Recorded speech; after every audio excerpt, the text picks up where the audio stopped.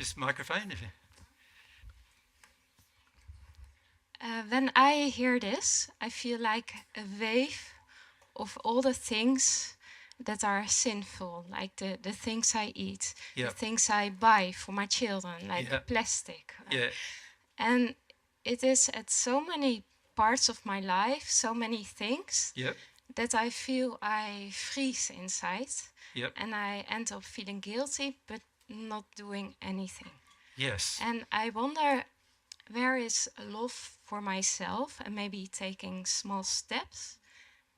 I was wondering if you can maybe talk a little bit about that. Well, About firstly, this. every step you take in harmony with love, God feels is a big step, Okay. not a small one. Yeah, understand? Like if you think about what God prioritizes, He prioritizes love first, truth first, love first. So any time you make a decision in harmony with love, God's going fantastic, and you'll feel it like oh, and also you will go, you will be happy and proud of yourself making that loving choice, right? Every time it happens. Now, the trouble with our lives is we have so many things where you, as you rightly pointed out, that are sins. Now, let's define sin, shall we? Sin is the not hitting the mark of love. So it comes from a word, and I used the word sin in the first century because, and the way I explained it was, imagine you got a target and you were shooting an arrow. You want to hit the bullseye because that proves how good you are, right, marksman-wise. That bullseye, if you're right in the centre of the bullseye and you hit the bullseye, that means you did the perfect shot, right? No, everything was just perfect, right? And the word sin comes from missing the perfect shot. So that's what sin means, missing the perfect act of love, right? Now, every time we sin, whatever we do is in disharmony with God, because God is always loving. He's always perfect in hitting the mark of love. Now, that means that every time we sin, we're destroying our relationship with God. Can you see that? Every time I sin, I'm destroying my relationship with God. I'm putting a crack or a resistance or a fissure, a break between me and God every time I sin. So the question then becomes, how often should I let my little sins go by? The answer to that question is obviously never. Yeah, never. So now that gets pretty confronting because at the beginning when I hear this, I'm going, but I've got lots of sins. Like I can see I do this and I do that and I do this and I do that. Like where do I start? Well, my answer to that is start at the biggest ones first. So biggest sins, for example, are things like, how do I bring up my child? That's where most of us make big mistakes, right, in terms of the way we bring up our children. We teach our children to become reliant on us rather than teaching our children to become self-reliant people, right? So what I see is that most children, even by the time they're teenagers, are reliant on mum and dad, highly reliant on mum and dad. By the time they're 5, they should be mostly self-reliant. Cooking for themselves, cleaning up after themselves, going to school themselves, not having to be told to clean up their house, their environment, all this stuff. They should be highly self-reliant, but they're not, because as most parents have addictions and they want the child to be dependent on them because it makes them feel like I'm a good mum or a good dad, right? And instead of becoming a self-reliant person, what I'm meeting, we run an organisation, Mary and I, well, not run it, we are members of an organisation called God's Way in Australia, which is like a non-profit, and we have volunteers come to work in the environmental projects. And when those volunteers come, Many of them are 40-year-old men in particular, and they're children. They're like 5 years old. They can't look after themselves, clean up after themselves, can't do any work without being cheered on and rewarded for anything they do. And it's like, these are meant to be men, and children. What's going on? It's because their mum and dad have made some major sins with them in the way they brought them up. So one of the questions was, well, if you have children, you've got great opportunity to actually get God's view on everything with your child and act on every single thing as soon as it comes up. It's a great opportunity to learn and progress and grow. And so, yeah, it's a great thing to bring up a child, because you'll learn a lot in the process, right? But if you don't deal with each sin, it's going to have an effect, not only for you, but now for your children. Yep. So the question is, well, what do I buy? What do I eat? What do I wear? What do I put on? How do I interact with people? Well, love governs everything. So I need to find out what is love. So I need to find the truth about it. What is the loving thing to do? And then I need to, out of love, do it. So I won't be going, but there's 5 things loving that I did today, but I just don't want to do this 6th one. I don't want to do this number 6. I want to leave that alone. Right? You won't approach your life like that. It'll be every single decision is an opportunity to love somewhere.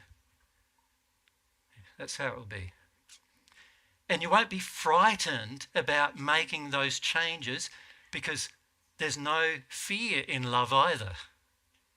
So if I am frightened, it's an emotion, I've got to learn how to feel it, but I need to know my fear is causing me to be unloving. I need to deal with that. I need to somehow process through this fear so that it doesn't any longer control my acts of love anymore. Now, it's going to be challenging.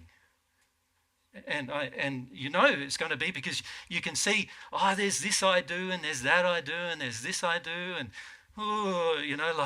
and particularly at the beginning, because you start, and particularly at the beginning of your relationship with God, you start feeling like, there's so many things God's showing me that are wrong with my life.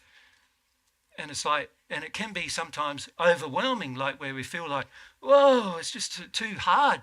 But once you start addressing the issues of love as you go, you'll find your pride in yourself increase, your happiness with your own decisions increase. You'll find actually that you'll sort out individuals and your life in such a way that any relationships that are anti-love will dissipate and leave your life, and any relations that are in harmony with love, any relationships in harmony with love will stay in your life and grow to the result of your own happiness. That's what will happen. But for the majority of us, when we contemplate it from the beginning, we're going, it's not going to be happy. It's going to be bedlam. It's going to be destruction. It's going to, that's how we see it. It's not how it's going to be. But that is just one way we have a lack of faith, isn't it? One way to have a lack of faith is we think, if I've got to sort that issue out, and I've got to sort this issue out, and that issue out and this issue out, my children are going to be upset with me, and my husband's going to be upset with me, and my mother's going to be upset with me if I deal with that, and my dad will be upset with me with this, and at work they'll be annoyed with me, and and we start looking at everything in a very